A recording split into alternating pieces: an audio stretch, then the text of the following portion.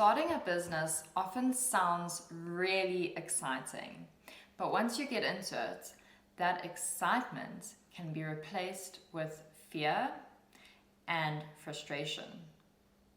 You may start to wonder whether you have what it takes, and you may feel completely lost, not knowing where to start or how to even launch your business. And while things may seem overwhelming right now, there are tried and true methods that you can use to get your business off the ground. Hey, I'm Kirsty and welcome to my channel, Growth Seekers Club, where I talk about how to get ahead in your business, relationships, and personal life. Today, I'm going to be talking to you about 4 steps that you can take to get your business started successfully. This video is beginner friendly, so if you've been thinking about starting a business for some time now, you'll find the information in this video really useful. So let's jump straight in and get started. So the first step that you need to take when it comes to starting your own business is to come up with ideas. And there's typically 2 types of people when it comes to this stage. There's those whose brains never switch off, who will literally wake up at 4 a.m. with a lightning bolt of inspiration. And then there's those who can look at a notebook for hours and not have so much as a spark. And so no matter whether you're this idea churner or this blank canvas admirer, you essentially have the same problem, right? And that is that you need to choose an idea and you need to run with it. And so let's talk about how you can do that. Enter Jim Collins and the hedgehog concept. If you're scratching your head at this point, bear with me, okay? So Jim Collins, in his book From Good to Great, he talked about this concept where he compared businesses to hedgehogs and foxes. And he said in simple terms that businesses that are like foxes tend to spread themselves too thin. So they will kind of chase any and every opportunity, but they end up missing the mark. Whereas the hedgehog focuses on one big thing and does it exceptionally well. And the success of the hedgehog lies in their ability to simplify processes and really do what they're good at. So since we know that hedgehogs have more success in the business world, I want to talk to you about what you need to consider when coming up with your business idea if you want to be like the hedgehog.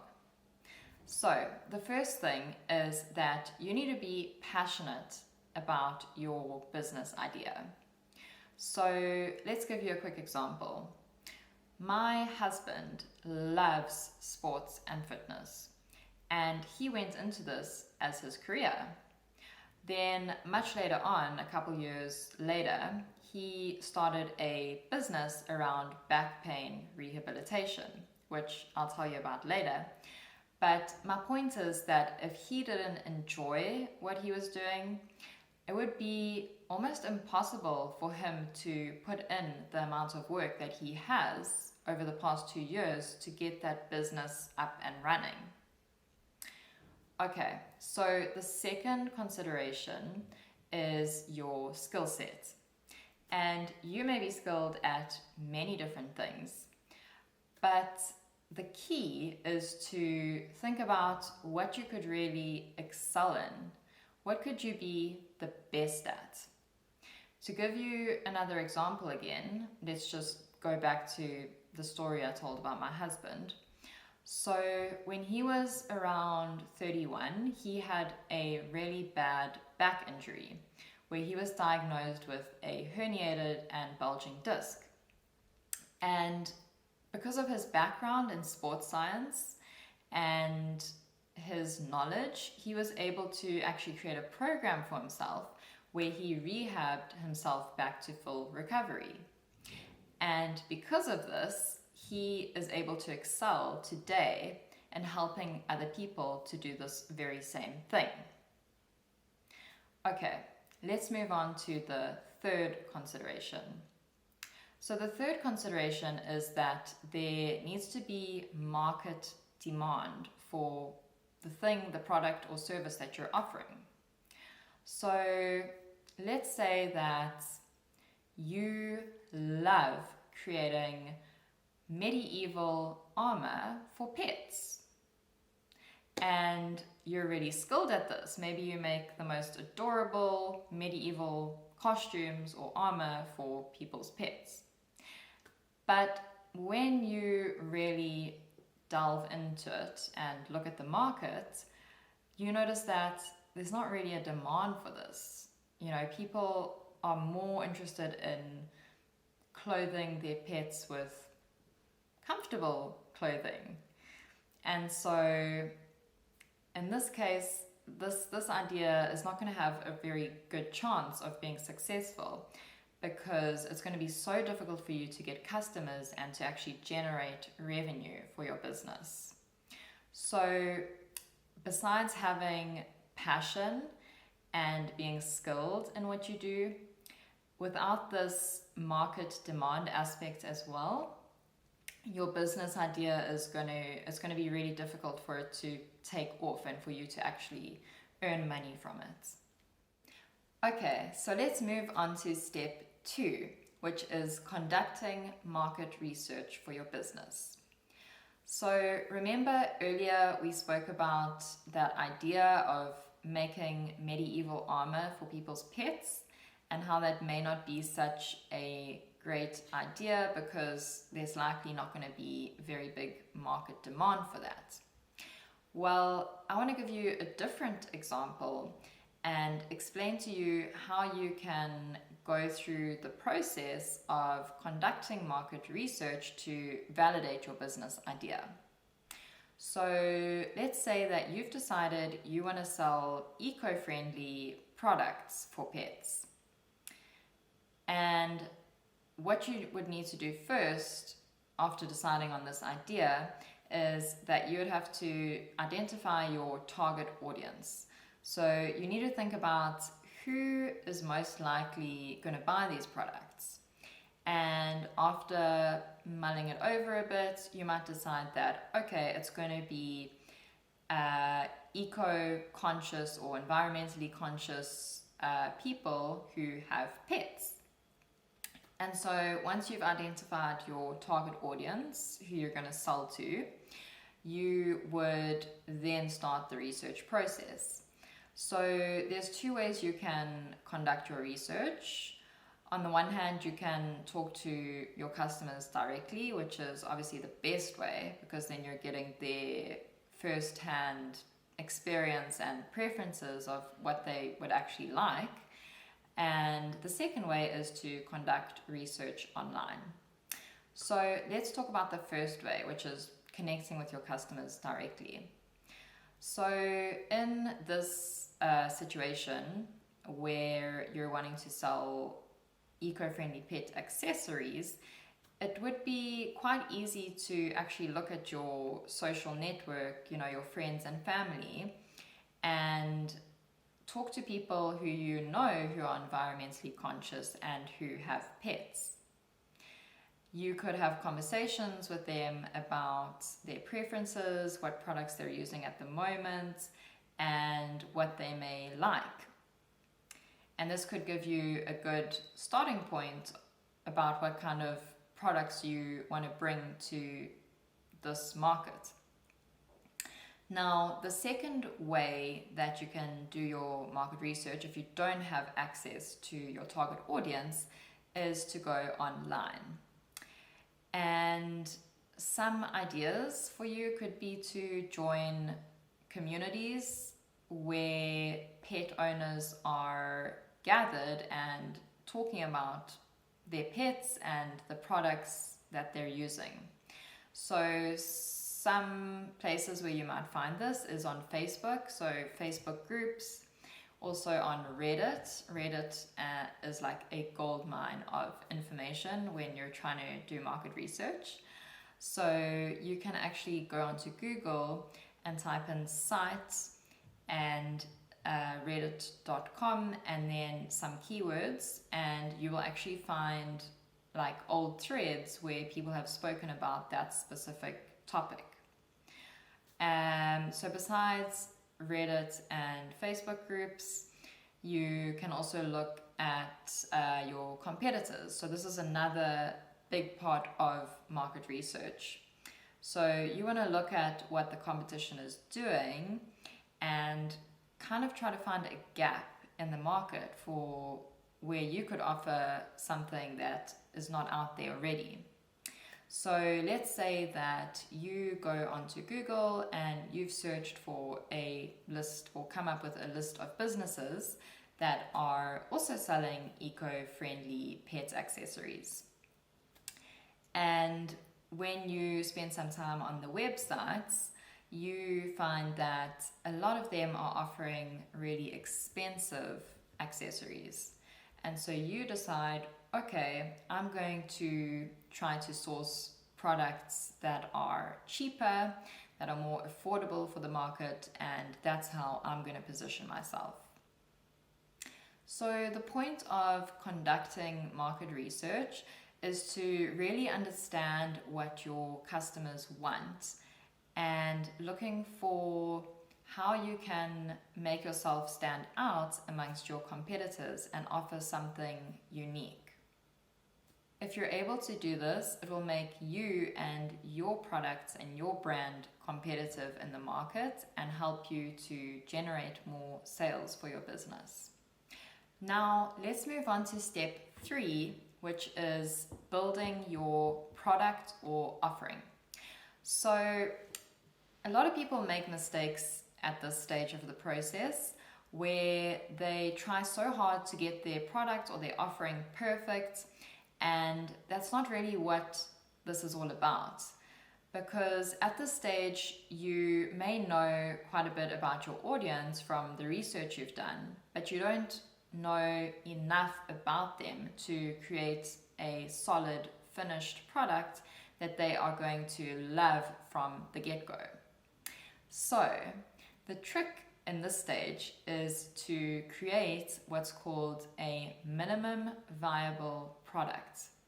And what this is it's an offering that gives your customers value in the smallest way possible. So let me give you an example to illustrate this. So let's say that you are wanting to create a course around effective communication skills. And if you made the mistake of trying to perfect your product, you might spend 6 months of your life just pouring your absolute heart and soul into this product, trying to make this course as amazing as you can. And then it might come time to launch and you might realize that no one is actually buying your product and there's not much interest. And can you imagine how defeated you would feel in this situation? Which is why it would be much better if you had just focused on, say, 1 or 2 modules and then given your customers, let's say, a beta version of that course, got their feedback, and then made adjustments to the course and built the course out further based on that, based on what your customers actually liked, enjoyed, and what was making an impact for them. So you can see how, trying to make the perfect product from the get-go versus making something that's valuable and then tweaking it along the way based on feedback can give you 2 very different results. So making the minimum viable product, you save a lot of time and you also ensure that you're delivering a product or offering that your customers actually find useful and that they're going to spend money on. So the fourth and final step I want to share with you when it comes to starting your business is how to generate leads for your business. So there's a couple of different ways you can do this, and I'm not going to go too deep into it because of time, but there's two main ways you can generate leads, and one is the paid option where you do paid advertising, and the other is organic marketing. So I'm going to focus on organic marketing. So organic marketing is where you try to attract customers to you through marketing through your website or through social media channels. So on a very basic level, you want to make sure that you have a decent website which is user-friendly, especially for mobile, because most people these days surf the web on their mobile phones versus through a desktop computer. So make sure that your website is done well and that it is user-friendly. Okay, so you also want to use things like a good SEO strategy for your website. If you can hire someone to do this for you, that would be incredible, just so that you get it done properly and you can make sure that your website is ranking in Google and that there is organic traffic that's being driven there. Then let's talk about your social media strategy. So you want to make sure that you understand your target audience really well and you have a good idea of their demographics, because depending on this, you need to choose an appropriate social media channel to do your marketing on.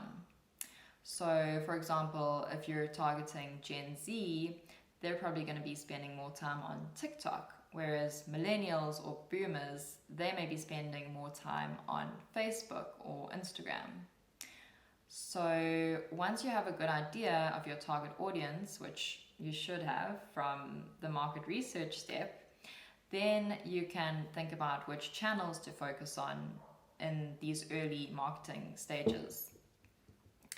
And then what you want to do with your social media marketing is you want to be creating content for your audience that is high value and that is engaging. So you want to be posting content regularly and consistently and slowly building up that audience over time. And you want to look at the data and see, what do people like, what do people not like so much, and then adjust your strategy from there. If you are able to, I would suggest outsourcing your marketing, at least in the initial stages, or at least having someone to give you a kind of overall marketing strategy, which you can then go and implement in your business. Because this will take a lot of that trial and error bit out of the equation, so that you have more time to focus on other aspects of your business that are also really important for growing it, right?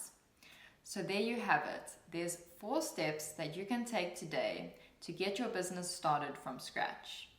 To quickly summarize, the first step is to come up with a business idea that you are passionate about, skilled at, and which there's market demand for.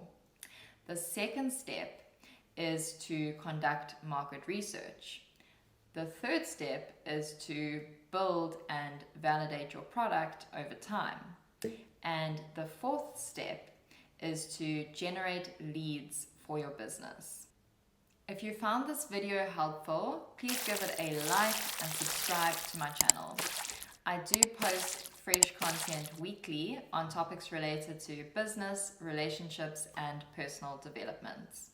If you're interested in counseling or coaching, you can find a link in the description where you can set up a free discovery call with me.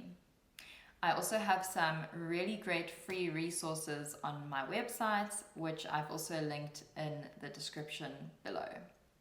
Thanks for tuning in, and I'll see you next week.